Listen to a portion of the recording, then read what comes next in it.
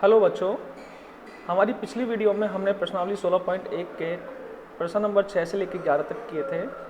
अब हम इस वीडियो में क्वेश्चन नंबर 12, 13, 14 व उदाहरण नंबर 2 और 3 करेंगे। तो पिछले क्वेश्चनों से आपको काफ़ी कुछ समझ में आया होगा। तो ध्यान दीजिए प्रश्न नंबर 12 पर, एक विद्यालय में 1000 विद्यार्थी हैं जिनमें से 430 लड़कियां हैं। यह ज्ञात है कि 430 में से 10% लड़के कक्षा 12 में पढ़ती हैं। क्या प्रायिकता है कि एक यादृच्छा चुना गया विद्यार्थी कक्षा 12 में पढ़ता है यदि यह ज्ञात है कि चुना गया विद्यार्थी लड़की है। क्वेश्चन पर ध्यान दीजिए कि यहाँ क्वेश्चन में लास्ट लाइन में लिखा हुआ है कि यदि यह ज्ञात है कि चुना गया विद्यार्थी लड़की है। तो देखिए ये घटना हमें ज्ञात है, और तीसरी लाइन में जो दिया हुआ है क्या प्रायिकता है कि एक यादृच्छा चुना गया विद्यार्थी कक्षा 12 में पढ़ता है। तो हमें इसकी प्रायिकता निकालनी है। तो जिसकी प्रायिकता हमें निकालनी है हम उस घटना को ई से दर्शाएंगे, और जो घटना हमें दी हुई है उस घटना को हम एफ से दर्शाएंगे। तो माना घटना ई, ध्यान दीजिए, माना घटना ई चुना गया विद्यार्थी कक्षा 12 में पढ़ता है और घटना एफ चुना गया विद्यार्थी का लड़की है। ठीक है, तो हमें ई की सहप्रतिबंध प्रायिकता निकालनी है, इसलिए हमें नंबर ऑफ ई की आवश्यकता नहीं है, हमें नंबर ऑफ एफ की आवश्यकता है। तो नंबर ऑफ एफ क्या है? चुने गए विद्यार्थी लड़की है। तो ध्यान दीजिए 1000 विद्यार्थियों में से कितनी लड़कियां हैं? 430 लड़कियां हैं। तो नंबर ऑफ एफ बराबर 430। ई इंटरसेक्शन एफ, तो ई और एफ का उभयनिष्ठ स्थिति हमें बनानी है। तो लड़की कक्षा 12 में पढ़ती है, एफ का मतलब विद्यार्थी लड़की है और ई का मतलब विद्यार्थी कक्षा 12 में पढ़ता है। तो ई इंटरसेक्शन एफ का मतलब हो गया कि लड़की कक्षा 12 में पढ़ती है। तो अब हमें ई इंटरसेक्शन एफ के अवयवों की संख्या चाहिए, मतलब number of E intersection F. तो ध्यान दीजिए लड़की कक्षा 12 में पढ़ती है, तो प्रश्न से हमें यह मिल रहा है कि 430 में से 10% लड़कियां 10% लड़के कक्षा 12 में पढ़ती है। तो 430 का 10% हो गया 43। तो नंबर ऑफ इंटरसेक्शन एफ बराबर आ गया 43। अतः सहप्रतिबंध प्रायिकता निकाल रहे हैं हम ई की, तो ई अपॉन एफ बराबर number of E intersection F बटा में नंबर ऑफ एफ। 43 बटा 430 बराबर 1/10। ठीक है, अगले प्रश्न पे आते हैं। एक पासे को 2 बार उछला गया तथा प्रकट हुए अंकों का योग 6 पाया गया। अंक 4 के कम से कम एक बार प्रकट होने की सहप्रतिबंध प्रायिकता ज्ञात करो। ध्यान दीजिए एक पासे को 2 बार उछालने पर 6 की घात 2 बराबर 36 परिणाम बनेंगे प्रतिदर समष्टि के नंबर ऑफ एस। अब क्वेश्चन पर दोबारा से ध्यान दीजिए, पासे को 2 बार उछालने पर प्रकट हुए अंकों का योग 6 पाया गया। इसका मतलब हमें घटना दी हुई है, अंकों का योग 6 आने की घटना दी हुई है। अंक 4 के कम से कम एक बार आने की सहप्रतिबंध प्रायिकता निकालनी है। इसका मतलब हमें ये घटना की प्रायिकता निकालनी है। तो जिस घटना की प्रायिकता निकालनी है उसको हम ई से दर्शाते हैं, और जो हमें घटना दी हुई है उसको हम एफ से दर्शाते हैं। तो अंक 4 का कम से कम एक बार प्रकट होना, घटना ई, एफ प्रकट हुए अंकों का योग 6 आना। ठीक है, अब हम इनके अनुकूल परिणाम बनाते हैं। तो कम से कम अंक 4 एक बार आए, कम से कम एक बार आए। तो कम से कम लैंग्वेज का मतलब होता है एक बार भी आ सकता है और 2 बार भी आ सकता है, क्योंकि हम पासे को 2 बार उछाल रहे हैं।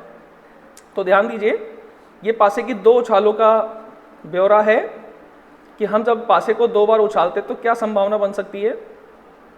तो हमें कम से कम एक 4 लेके आने की संभावना बनानी है। तो ध्यान दीजिए सेकंड वाले पासे पर हमने 4 फिक्स कर दिया और पहले वाले पासे के स्थान को बदलते रहे। तो 1 4 2 4 3 4 5 4 6 4। अब हम पहले वाले पर 4 फिक्स कर देंगे और लास्ट वाले के क्रम को बदलते चलेंगे। 4 1 4 2 4 3 4 5 4 6। तो ये जो 10 अवयव दिए हुए हैं आपको, 10 संभावनाएं दी हुई हैं, ये कम से कम एक 4 आने की है। अब 2 4 आने की 4 4 हो जाएगी, चाहे वो पहले पासे पर हो दूसरे पासे पर हो। तो नंबर ऑफ ई बराबर 11। ठीक है, नंबर ऑफ एफ का मतलब है अंकों का योग 6 आना। तो पहले पासे पर 1, दूसरे पर 5, या फिर पहले पर 5 दूसरे पर 1, इस प्रकार 2 4 4 2 3 3। तो नंबर ऑफ एफ बराबर 5। यहाँ पे ई और एफ में उभयनिष्ठ 2 4 और 4 2 आ रहा है। तो नंबर ऑफ इंटरसेक्शन एफ बराबर 2। अतः सहप्रतिबंध प्रायिकता से हम ई की सहप्रतिबंध प्रायिकता निकाल रहे हैं। तो ई अपॉन एफ बराबर N, E intersection F upon N F बराबर 2/5। ठीक है, अब हम क्वेश्चन नंबर 14 पे आते हैं। क्वेश्चन नंबर 14 पे ध्यान दीजिए। एक सिक्के के उछालने के परीक्षण पर विचार करते हैं। यदि सिक्के पर चित्त प्रकट हो तो सिक्के को हम दोबारा उछालते हैं। यदि हम सिक्के पर चित्त आता है हमारे सिक्के पर तो हमें सिक्के को दोबारा से उछालना पड़ेगा। और यदि सिक्के पर पट आता है तो हम उसके साथ पासा फेंकेंगे। यदि सिक्के को उछालने पर चित्त आता है तो सिक्के को वापस उछालेंगे, और परंतु अगर सिक्के पर पट आता है तो उसके बाद हम पासे को फेंकेंगे। ठीक है, तो हमने इसके अनुसार, अभी हम सवाल को पूरा नहीं पढ़ रहे हैं, अभी हम इसके अनुसार हमने एक वृक्ष आरेख बनाया है। सिक्के को उछालने पर हेड आ सकता है या टेल आ सकता है। अगर हेड आता है, चित आता है, तो हम सिक्के को दोबारा उछालेंगे, और यदि टेल आता है मतलब पट आता है तो हम पासे को उछालेंगे। तो आपके सामने ये स्थिति दी हुई है 1 से लेकर 6 तक। ठीक है, अब हम क्वेश्चन की तरफ दोबारा से आते हैं। क्वेश्चन में ये पूछा गया है चौथी लाइन से, यदि घटना कम से कम एक पट प्रकट होना घटित दिया गया है, तो इसका मतलब हम इसे घटना F मानेंगे, कम से कम एक पट आना, तो घटना पासे पर 4 से बड़ा अंक होने की सह प्रतिबंध प्रायिकता निकालनी। इसका मतलब हमें इसको घटना E मानना पड़ेगा। तो सबसे पहले हम जो प्रयोग किया जा रहा है उसकी प्रतिदर समष्टि की तरफ चलते हैं। तो हमने प्रयोग के अनुसार एक आलेख बनाया। इस आलेख को ध्यान से देखिए। सिक्के को उछालने पर हेड या टेल आ सकता है। हेड आने पर, प्रश्न में दिया हुआ है, हेड आने पर आप वापस सिक्के को उछालोगे तो हेड आने पर हमने वापस सिक्के को उछाला तो हेड या टेल उनमें से दोनों में से कुछ भी आ सकता है। और सिक्के को उछालने पर यदि टेल आता है, पट आता है, तो हम पासे को उछालेंगे। तो पासे की 1 से लेकर 6 तक संभावनाएं कोई सी भी बन सकती है। ठीक है, अब ध्यान दीजिए, सिक्के को उछालने के बाद ही बाकी के प्रयोग हो रहे हैं। दोबारा से सिक्का उछल रहा है और दोबारा से पासा उछल रहा है, पासा उछल रहा है। तो दोबारा से सिक्के उछलने की प्रायिकता, दोबारा से पासा उछलने की प्रायिकता, वो इन दोनों पर डिपेंड होगी। तो इसलिए ध्यान दीजिए यहाँ पे कि यहाँ पे जो प्रतिदर समष्टि बन रही है HH, अगर सिक्के को उछालने पर चित आया तो दोबारा सिक्का उछालेंगे, तो दोबारा सिक्का उछालने पर H आ सकता है या फिर पट आ सकता है, T आ सकता है। तो इसलिए संभावना बनी HH HT। ऐसे ही अगर हमारे पास टेल आया मतलब पट आया तो पासे पर 1 2 3 4 5 6 आ सकता है। तो T1 T2 T3 T4 T5 T6। तो ये प्रतिदर समष्टि के कुछ अवयवों की संख्या, प्रतिदर समष्टि के अवयवों की संख्या है। अब हम इन प्रतिदर समष्टि के जो ये अवयव हैं इनके अलग अलग से प्रायिकता निकालते हैं। बताते हैं आपको कि इस H और इस T की प्रायिकता इस वाले H पर डिपेंड है। एक सिक्के को उछालने पर हेड आने की प्रायिकता, यह मतलब चित आने की प्रायिकता 1/2 होती है और पट आने की प्रायिकता भी 1/2 होती है। तो इस हेड और इस टेल की प्रायिकता इस वाले H पर डिपेंड है। तो इस H की प्रायिकता 1/2 है, तो ये 1/2 इन दोनों में बराबर बढ़ जाएगी। तो 1/2 का आधा 1/4, ऐसे T की प्रायिकता 1/2 का आधा 1/4। ऐसे इस T के सापेक्ष ये पासे पर संख्या आई, तो इस T की प्रायिकता 1/2 है, तो इस T की प्रायिकता 1/2 बराबर 6 भागों में बढ़ जाएगी। तो 1/2 गुणा 1/6 से करेंगे तो 1/12। तो T1 की प्रायिकता 1/12, T2 की प्रायिकता 1/12, इस तरह से T3 T4 T5 T6 की प्रायिकता 1/12। अब हम घटना पर आते हैं। हमें जिसकी प्रायिकता निकालनी है उसको हमें घटना E मानना है। तो 4 से बड़ा अंक आना घटना E माना, और कम से कम एक पट आना घटना F माना।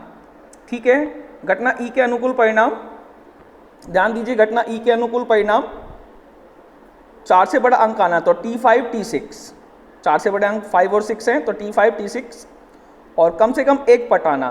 तो ध्यान दीजिए, प्रतिदर समष्टि के 8 अवयवों में से हमें लेना है, तो कम से कम एक पट। तो इसमें दिखाई दे रहा है HT, और T1 से लेकर T6 सब में एक एक पट आ रहा है। तो HT T1 T2 T3 T4 T5 T6 इसके अवयव हैं।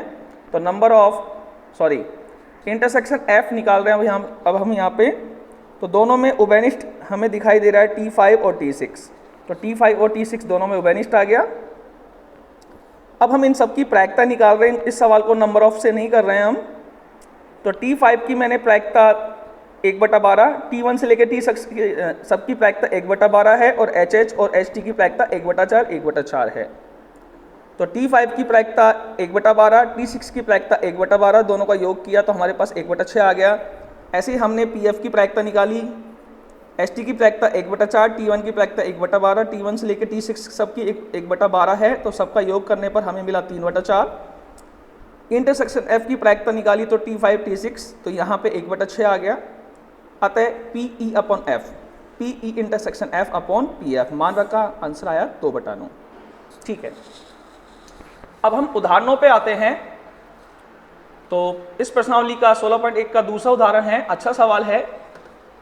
एक प्रशिक्षक के पास 300 सत्य व असत्य प्रकार के आसान प्रश्न, 200 सत्य असत्य प्रकार के कठिन प्रश्न, 500 बहुविकल्पीय प्रकार के आसान प्रश्न तथा 400 बहुविकल्पीय प्रकार के कठिन प्रश्नों का संग्रह है। यदि प्रश्नों के संग्रह में से एक प्रश्न यादृच्छा चुना जाए तो इस प्रश्न के आसान होने की प्रायिकता ज्ञात करो यदि यह ज्ञात है कि यह प्रश्न बहुविकल्पीय है। ठीक है, अभी हम सवाल को आगे बढ़ाएंगे, सवाल का सॉल्यूशन निकालेंगे। तो सबसे पहले हम सवाल में कुछ मिलने वाली चीज़ को लिख लेते हैं ताकि हमें आसानी हो। तो ध्यान दीजिए, यहाँ पे आसान प्रश्न, हमने आसान प्रश्न और कठिन प्रश्न दो स्थिति बना ली। तो हमारे पास आसान प्रश्न सत्य असत्य वाले आसान प्रश्न 300 है, हमने लिख लिया। इसी तरह से हमारे पास 500 बहुविकल्पीय प्रकार के आसान प्रश्न है, 500 बहुविकल्पीय प्रकार के आसान प्रश्न, तो हमने लिख लिया इसको भी। अब कठिन प्रश्न लिख लेते हैं हम। यहाँ पे हमारे पास आसान प्रश्नों की संख्या 800 है, तो कठिन प्रश्न 200 सत्य असत्य प्रकार के कठिन प्रश्न है हमारे पास, तो हमने लिख लिया है यहाँ पे सत्य असत्य वाले 200, और हमारे पास 400 बहुविकल्पीय प्रकार के कठिन प्रश्नों का संग्रह है, तो बहुविकल्पीय वाले हमारे पास 400 है, तो टोटल कठिन प्रश्न 600 हो गया। अब हम सवाल को हल करने के आगे बढ़ते हैं। तो हमें जिसकी प्रायिकता निकालनी है उसको ढूंढना है। तो यदि प्रश्नों के संग्रह में से एक प्रश्न चुना जाए तो इस प्रश्न के आसान होने की प्रायिकता ज्ञात करो। तो हमें जिसकी प्रायिकता ज्ञात करनी है उसे हमें घटना ई मानना है। तो यहाँ दूसरी घटना हमें क्या दी हुई है, यह प्रश्न बहुविकल्पीय प्रश्न है, तो यह घटना हमें दी हुई है, इसे हमें घटना F मानना है। तो ध्यान दीजिए, माना घटना ई प्रश्न का आसान होना और घटना F प्रश्न का बहुविकल्पीय होना। अब हम इन दोनों बातों से इंटरसेक्शन F की बात करते हैं। तो इंटरसेक्शन F बना हमारा आसान बहुविकल्पीय प्रश्न, या फिर हम बोल सकते हैं बहुविकल्पीय आसान प्रश्न। ठीक है, तो नंबर ऑफ ई, वैसे आवश्यकता पड़ेगी नहीं यहाँ पे क्योंकि हम ई की सहप्रतियों में प्रायिकता निकाल रहे हैं। तो प्रश्न का आसान होना, तो हमारे पास आसान प्रश्न 800 है, तो नंबर ऑफ ई 300 + 500 = 800। प्रश्न का बहुविकल्पीय होना, तो हमारे पास देखो बहुविकल्पीय प्रश्न यहाँ पे 500 है और बहुविकल्पीय प्रश्न हमारे पास यहाँ पे 400 है, तो 500 + 400 = 900। नंबर ऑफ इंटरसेक्शन एफ, तो इसका मतलब है बहुविकल्पीय आसान प्रश्न। तो देखिए ये बहुविकल्पीय है और ऊपर लिखा हुआ है आसान प्रश्न, तो हमारे पास 500 है, तो नंबर ऑफ इंटरसेक्शन एफ बराबर 500। अतः PE अपॉन F बराबर number of intersection F upon NF, 500/900, 5/9। ठीक है, तीसरे सवाल की तरफ ध्यान दीजिए। एक सिक्के को 3 बार उछाला गया। ठीक है, एक सिक्के को 3 बार उछाला गया, तो हमें पता है कि यहाँ पे 2 की घात 3 बराबर 8 टोटल परिणाम बनेंगे प्रतिदर समष्टि के। एक सिक्के को 3 बार उछालने पर या 3 सिक्के को 1 बार उछालने पर निम्न प्रत्येक अवस्था में हमें प्रायिकता निकालनी है E अपॉन F। E की सहप्रतियों में प्रायिकता निकालनी है, जहां E घटना और F घटनाओं के बारे में हमें विस्तृत जानकारी दी हुई है। ठीक है, अब हम इस सवाल को आगे बढ़ाते हैं। एक सिक्के को 3 बार उछालने पर प्रतिदर समष्टि, एक सिक्के को 3 बार उछालने पर यहाँ पे प्रतिदर समष्टि बनी, तो हो सकता है कि तीनों उछालों में HHH आ जाए या दोनों उछालों में HH और बाकी तीसरी उछाल में T आ जाए। तो आप इस तरह से बनाइए इसको कि आप तीनों बार HH लिख लीजिए, फिर एक बार लास्ट में T लिखकर उस T को आगे बढ़ाते जाइए, आगे बढ़ाते जाइए, लास्ट में T, फिर सेकंड नंबर पे T, फिर फर्स्ट नंबर पे T। इस प्रकार तीनों TT लिख लीजिए, फिर लास्ट में एक H लिख लीजिए, फिर उस H को आगे बढ़ाते जाइए, सेकंड नंबर पे, फिर थर्ड नंबर पे। तो इस तरह से हम 8 परिणाम बना सकते हैं।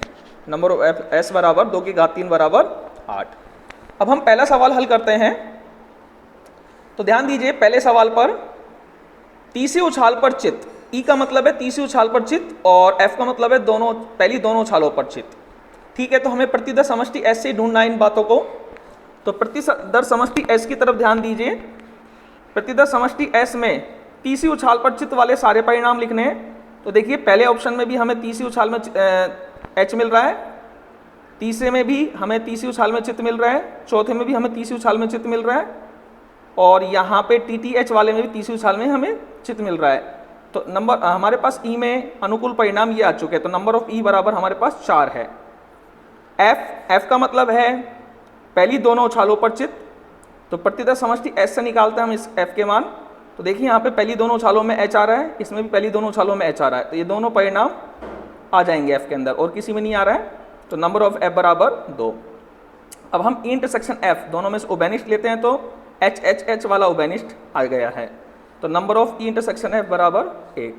अतः पी ई अपॉन एफ बराबर number of E intersection F बटा में नंबर ऑफ एफ 1/2। इस तरह से दूसरा सवाल करते हैं हम। कम से कम 2 चित। कम से कम 2 चित का मतलब है 2 चित तो आ सकता है, 2 चित वाले परिणाम तो लेंगे, साथ में हमें 3 चित वाले परिणाम भी लेने हैं। कम से कम 2 का मतलब है 2 तो होगा और उससे ऊपर भी हो सकता है। तो हमने यहाँ हमने 3 बार उछाला, तो अधिक से अधिक हम 3 चित वाला लिख सकते हैं इसमें। तो देखिए, ई के अंदर 2 चित वाले परिणाम, 2 चित 2 चित 2 एच एच आ रहे हैं। तो ये तो कम से कम 2 वाले हो गए, और ये एच एच एच ये 3 वाला हो गया। तो नंबर ऑफ ई बराबर 4 हो गया हमारे पास। अब ध्यान दीजिए, घटना एफ के बारे में दूसरे सवाल में जो घटना ई और एफ दी हुई है, तो एफ में जो दिया हुआ है अधिकतम 2 चित। अधिकतम 2 चित का मतलब होता है 2 तो चित आ सकते हैं, उससे ऊपर नहीं जा सकते, उससे नीचे रह सकते हैं। तो यहाँ पे जो परिणाम बनेंगे उन परिणामों में 2 चित भी आएगा, 1 चित भी आएगा और 0 चित वाले भी आएंगे। तो ध्यान दीजिए, एफ के अंदर 2 चित 2 चित 2 चित, फिर 1 चित वाले, और फिर 1 भी चित नहीं। तो टोटल 7 परिणाम बने। नंबर ऑफ एफ बराबर 7। तथा इंटरसेक्शन एफ दोनों में 3 स्थितियां उभयनिष्ठ आई। तो नंबर ऑफ इंटरसेक्शन एफ बराबर 3। अतः इस तरह से हमने इसकी भी पैक्ता निकाली 3/7।